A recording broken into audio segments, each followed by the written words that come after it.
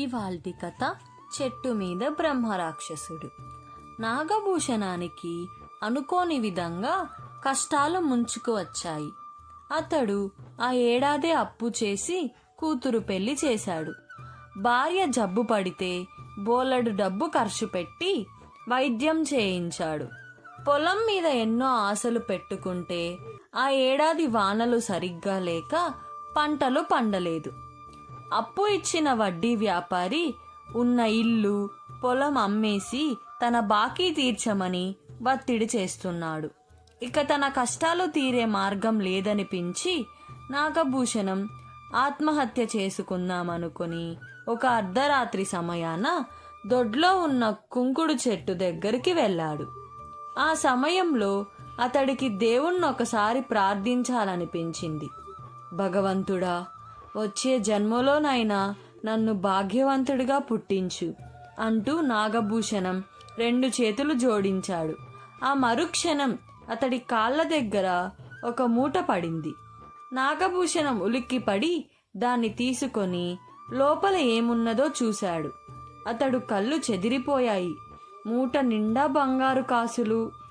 ఆఖరుకు భగవంతుడు నా మొర ఆలకించాడు అనుకుంటూ నాగభూషణం మూట తీసుకొని ఇంట్లోకి వెళ్ళి భార్యను నిద్రలేపి జరిగింది చెప్పాడు.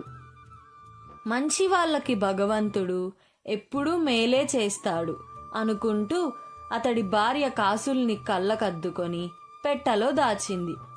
ఆనాటితో నాగభూషణం దరిద్రం తీరిపోయింది. అప్పులన్నీ తీర్చేసి మరి కాస్త పొలం కూడా కొనుక్కొని సుఖంగా బ్రతకసాగాడు. అయితే ఇప్పుడు నాగభూషణానికి మరొక ఇబ్బంది ఎదురైంది.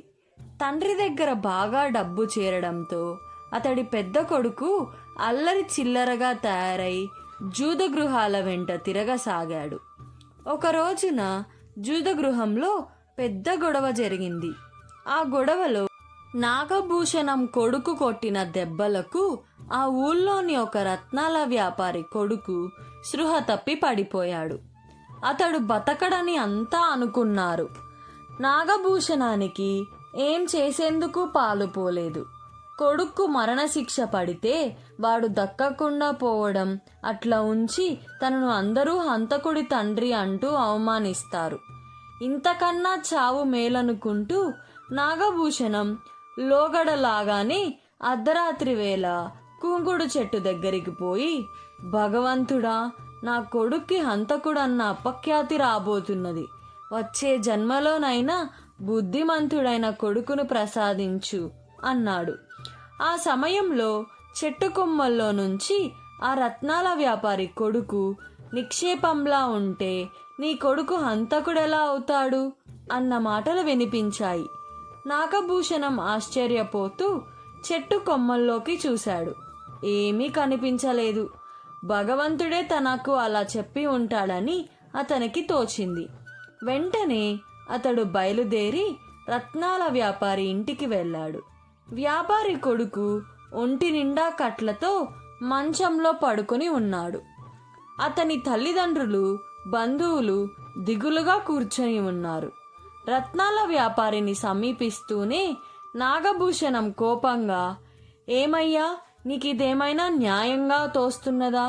నా మీద నీకు పగ ఉంటే మరో విధంగా తీర్చుకోవచ్చు, కానీ నా కొడుకు మీద ఇలాంటి అన్యాయపు ఆరోపణ చేస్తావా?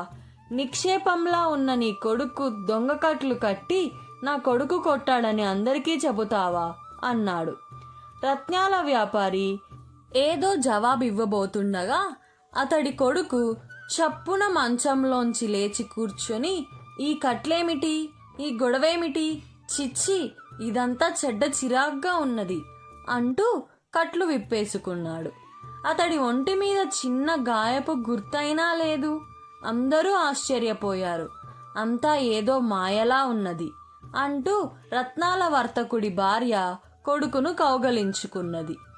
మాయో మంత్రమో మనవాడు మనకు దక్కాడు, నేను నాగభూషణానికి రుణపడి ఉన్నాను అంటూ రత్నాల వర్తకుడు నాగభూషణాన్ని క్షమాపణ కోరాడు. నాగభూషణం తృప్తిగా ఇంటికి వెళ్ళిపోయాడు. ఇది జరిగాక అతని కొడుకు ఎంతో బుద్ధిమంతుడిలా ప్రవర్తించసాగాడు. కొంతకాలం గడిచేసరికి నాగభూషణానికి ఒక కొత్త ఆలోచన వచ్చింది. తను ధనవంతుడన్న మాట నిజం, కానీ కోటీశ్వరుడేం కాదు. తరతరాల పాటు తన వంశం సుఖపడేంతంత సంపద సంపాదించాలంటే ఒకే ఒక మార్గం ఉన్నది. దొడ్లో ఉన్న కుంకుడు చెట్టు దగ్గర మరొకసారి ఆత్మహత్యా ప్రయత్నం చేయడం. అందువల్ల తనకు 2 సార్లు మేలు జరిగింది. ఇలా ఆలోచించి నాగభూషణం ఒక అర్ధరాత్రి వేళ చెట్టు దగ్గరికి వెళ్ళాడు.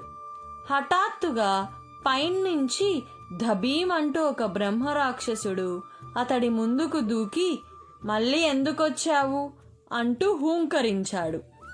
బ్రహ్మరాక్షసుని చూస్తూనే నాగభూషణానికి నోట మాట రాలేదు. అతడు అతి కష్టం మీద గొంతు పెగల్చుకొని ఎవరు నువ్వు అని అడిగాడు. చావాలని వచ్చిన వాడివి నన్ను చూసి భయపడుతున్నావెందుకు? నేను బ్రహ్మరాక్షసుణ్ణి. చాలా ఏళ్లుగా ఈ చెట్టు మీద ఉంటున్నాను. నువ్వు ఆత్మహత్య చేసుకోకుండా ఉంటే నాకు ఈ భయంకర రూపం నుంచి విముక్తి కలిగి స్వర్గం చేరుకుంటాను. అందుకే లోగడ 2 సార్లు చావకుండా నిన్ను కాపాడాను అన్నాడు బ్రహ్మరాక్షసుడు. ఆ జవాబుతో నాగభూషణానికి భయం పోవడమేగాక బ్రహ్మరాక్షసుడి నుంచి మరికొంత సహాయం పొందవచ్చునన్న ఆశ కలిగింది. నా ఆత్మహత్యకు నీ స్వర్గప్రాప్తికి ఈ లంక ఏమిటి అన్నాడు నాగభూషణం. ఆ ప్రశ్నకు బ్రహ్మరాక్షసుడు పెద్దగా నిట్టూర్చి, భగవంతుడు మనిషికి కొంత ఆయువు ఇచ్చి ధైర్యంగా బ్రతకమంటాడు. మనిషికి కష్టాలు వస్తే ధైర్యంగా ఎదుర్కోవాలి తప్ప ఆత్మహత్యల్లాంటి వాటికి పాల్పడరాదు. నేను నీ పూర్వీకుణ్ణి. కష్టాలు భరించలేక ఆత్మహత్య చేసుకొని ఆ పాప ఫలితంగా బ్రహ్మరాక్షసునయ్యాను.